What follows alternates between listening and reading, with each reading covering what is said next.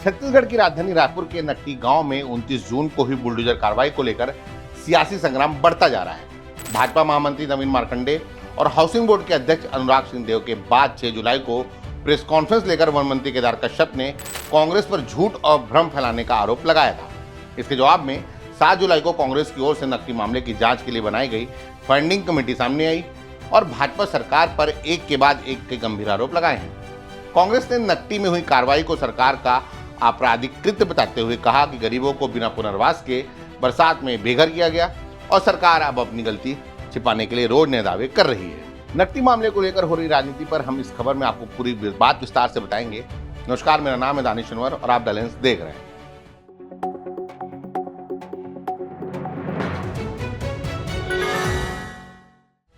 नकदी गांव में हुई तोड़फोड़ की कार्रवाई अब पूरी तरह राजनीतिक मुद्दा बन चुकी है। एक दिन पहले वन मंत्री केदार कश्यप ने प्रेस कॉन्फ्रेंस कर दावा किया था कि पूरी प्रक्रिया कांग्रेस सरकार के समय शुरू हुई थी और कांग्रेस अब जनता को गुमराह कर सरकार की छवि खराब करने की कोशिश कर रही है। मंत्री केदार कश्यप ने कहा कि जिस भूमि को लेकर आज कांग्रेस राजनीति कर रही है उसके आवंटन की प्रक्रिया 1 सितंबर 2020 से तत्कालीन कांग्रेस सरकार के कार्यकाल में प्रारंभ हुई थी।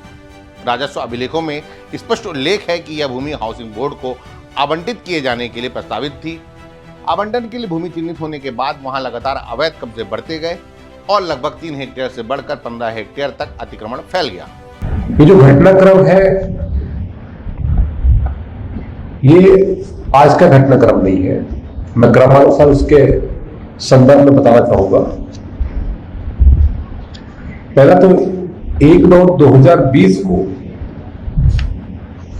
छत्तीसगढ़ गृह निर्माण मंडल के द्वारा कलेक्टर कार्यालय को ग्राम नट्टी की भूमि को सामान्य आवासीय योजना हेतु आवंटन के लिए मांग प्रस्तुत किया गया, जिस समय में कांग्रेस की सरकार रही प्रदेश में। वन मंत्री के आरोपों पर कांग्रेस की फंडिंग कमेटी ने राजीव भवन में प्रेस कॉन्फ्रेंस कर सरकार के हर दावे पर सवाल खड़े कर दिए। कांग्रेस की फंडिंग कमेटी के अध्यक्ष और पूर्व प्रदेश कांग्रेस अध्यक्ष धीरेन्द्र साहू ने नकटी में हुई बुलडोजर कार्रवाई को भाजपा सरकार का आपराधिक कृत्य बताया है। उन्होंने आरोप लगाया कि बिना किसी ठोस पुनर्वास योजना के गरीब परिवारों के घर तोड़ दिए गए हैं, वो भी ऐसे समय जब प्रदेश में मानसून शुरू हो चुका है। उन्होंने सवाल उठाया कि यदि जमीन अवैध थी तो वहां प्रधानमंत्री आवास योजना, बिजली कनेक्शन, राशन कार्ड और आधार कार्ड जैसी सरकारी सुविधाएं कैसे दी गई। इसे लेकर राज्यपाल रमन डेका से मुलाकात का समय मांगा गया था। राज्यपाल से इस मामले में हस्तक्षेप कर नकटी के पीड़ितों को न्याय दिलाने की मांग की जाएगी। उसके बाद आगे आंदोलन की रूपरेखा तैयार की जाएगी। जबरिया उसको अलॉटमेंट करने की और तोड़फोड़ की कार्रवाई यहाँ पर की जा रही थी। इसी परिप्रेक्ष्य में मैं यह कहना चाहूँगा कि सरकार यह बात और भी झूठे तथ्य प्रस्तुत कर रही है कि वहाँ पर यदाकदा छोटे बहुत 1-2 सालों से अतिक्रमण हुआ। उस भूमि पर 2017 की बिजली बिल के हम लोगों के पास में प्रमाण है। 2017 में भी उस मकान में लोग उस समय से निवास कर रहे हैं। इसी तरह से लगभग 24 लोगों को प्रधानमंत्री आवास स्वीकृत किया गया था, जो बन करके आज कई वर्षों से तैयार है। वहां पर आप लोगों ने भी सब देखा है, विद्युतीकरण हुआ है। आदरणीय अनीता शर्मा जी के कार्यकाल में ही 2018-19 में पेयजल योजना स्वीकृत हुई, जिसके अंतर्गत वह जो नल जल योजना की टंकी बनी हुई है उससे वाटर सप्लाई होता था। अनेक नलकूप खनन किए गए। तो वहां पर लोग कोई हाउसिंग बोर्ड का मकान बनने वाला है, योजना है करके अतिक्रमण नहीं किए।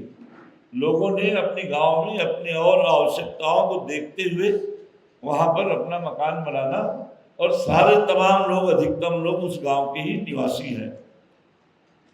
तो इस तरह से सरकार लगातार झूठे दावे कर रही है अपने पाप को छिपाने के लिए, और जिम्मेदार लोग भी गलत तरीके से उन तथ्यों को आज प्रस्तुत कर रहे हैं। इसका हमारी कांग्रेस पार्टी पुरजोर विरोध करती आ रही है, करेगी, और पूरी तरह से। छत्तीसगढ़ कांग्रेस का दावा है कि कार्रवाई में 85 मकान तोड़े गए, जिनमें 25 से अधिक प्रधानमंत्री आवास भी शामिल हैं। कांग्रेस नेताओं का कहना है कि प्रधानमंत्री आवास टूटने के बाद अब इन हितग्राहियों को दोबारा योजना का लाभ भी नहीं मिलेगा। कमेटी का आरोप है कि आधी रात को पुलिस बल की मौजूदगी में बुलडोजर चलाकर लोगों को अपना सामान तक निकालने का मौका नहीं दिया गया। कि सरकार बैकफुट में आने का उदाहरण दिख रहा है कि 3 दिन से लगातार रिस्पेक्ट करने का सरकार प्रयास कर रहे हैं। पहले दिन नवीन मार्कंडे के दूसरे दिन अनुराग सिंधिया के दो बिजनेस केदार कश्यप जी को सामने आना पड़ रहा है, लेकिन ओपी चौधरी अभी भी सामने नहीं आ रहे।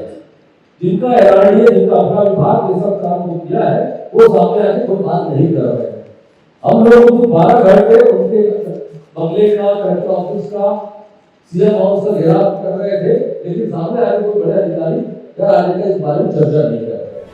प्रदेश कांग्रेस संचार विभाग के अध्यक्ष सुशीलानंद शुक्ला ने वन मंत्री केदार कश्यप के उस बयान को भी चुनौती दी जिसमें उन्होंने कहा था कि वहां विधायक कॉलोनी बनाने का कोई फैसला नहीं हुआ है। सुशील आनंद शुक्ला ने दावा किया कि अक्टूबर 2024 में आवास एवं पर्यावरण विभाग की ओर से कलेक्टर रायपुर को भेजे गए पत्र में स्पष्ट रूप से सष्टम विधानसभा के जनप्रतिनिधियों के लिए आवास उपलब्ध कराने के उद्देश्य से नकटी की भूमि को अतिक्रमण मुक्त कराने का उल्लेख किया गया है। उन्होंने कहा कि सरकार अपने ही विभागीय दस्तावेजों से मुकर रही है। मोहम्मद अकबर जी ने स्पष्ट तौर पे कहा है कि नकटी में कांग्रेस की सरकार के समय बनाने का कोई भी निर्णय नहीं लिया गया था। और हमारे पास तथ्य है, अंकित आनंद का पत्र जो वायरल है आप सबके सामने है, वो झुठलाता है कि मंत्री केदार कश्यप और अनुराग सिंहदेव दोनों झूठ बोल रहे हैं।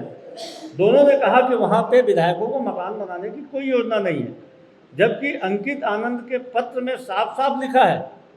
उन्होंने उस पत्र में हाउसिंग बोर्ड के आयुक्त का हवाला दिया है, जो 25/9/2024 के पत्र का हवाला दिया है उन्होंने। एक मंत्री और एक आयोग का चेयरमैन दोनों झूठ बोल रहे थे। इस पूरे मामले में पूर्व विधायक विकास उपाध्याय ने कहा कि ओपी चौधरी जब रायपुर कलेक्टर थे तब भी उन्होंने कई जगहों पर इस तरह की कार्रवाई कराई थी और पुनर्वासित लोगों की दुकानें तोड़ी थी। उन्होंने आरोप लगाया कि भाजपा सरकार ने पहले गरीबों के घर तोड़े और बाद में पुनर्वास की व्यवस्था की है। उनका कहना है कि जिन परिवारों को बसाया गया वहां एक कमरे के मकान में 20 से 25 लोगों को रहने के लिए मजबूर किया जा रहा है और मूलभूत सुविधाओं का भी अभाव है। आखिर भारतीय जनता पार्टी को गरीबों से नफरत क्यों? यही ओपी चौधरी जब रायपुर में कलेक्टर थे तो खालसा स्कूल की दुकानें आपको याद होगी, ये व्यवस्थापन की दुकानें थी। ये कचहरी चौक के व्यवस्थापन की जगह खालसा स्कूल दी गई थी। वो 70 लोग, जिसमें से कई लोग मार गए, छोटी छोटी दुकान चलाने वाले लोग, उस तोड़ फोड़ का मुख्य सूत्रधार ओपी चौधरी थे। रायगढ़ में रात में सवेरे 4 बजे जाकर लोगों के मकान को तोड़ने का काम यही ओपी चौधरी जो भी मंत्री हैं ये किया है। उसी प्रकार से रायपुर राजधानी में कुड़िहारी हो, दक्षिण विधानसभा में, पश्चिम विधानसभा में, उत्तर विधानसभा, पूरे रायपुर में सवेरे रात में 3 बजे जाकर पहले बिजली काटना, जैसे नकटी में हुआ, पहले बिजली काटना, फिर सोते हुए लोगों को घर के ऊपर में बुलडोजर चलाना। वो तो लोग जगकर चले जाते हैं बाहर, नहीं तो लोगों की मौत भी हो सकती है। नकटी में कई जानवर मर गए इसी कार्रवाई की वजह से। नकटी में भी जिस दिन कार्रवाई हुई 3000 से ज्यादा पुलिस बल, 50 से ज्यादा जेसीबी बुलडोजर और बिजली काटने के बाद लोगों के मकानों को तोड़ा गया, 85 मकानों को तोड़ा गया।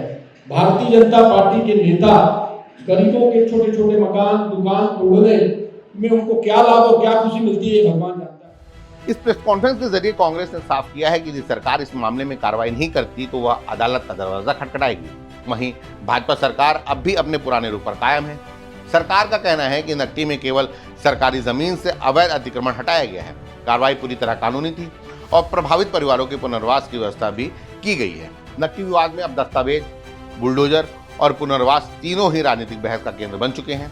भाजपा इसे कानूनी कार्रवाई बता रही है, जबकि कांग्रेस इसे गरीबों के खिलाफ सरकारी क्रूरता करार दे रही है। अब देखना होगा कि यह लड़ाई सिर्फ बयानबाजी तक सीमित रहती है या फिर कांग्रेस की चेतावनी के मुताबिक मामला अदालत तक पहुंचता है। अपनी राय कमेंट कर जरूर बताएं, वीडियो को लाइक और शेयर करें, चैनल को सब्सक्राइब करें। धन्यवाद।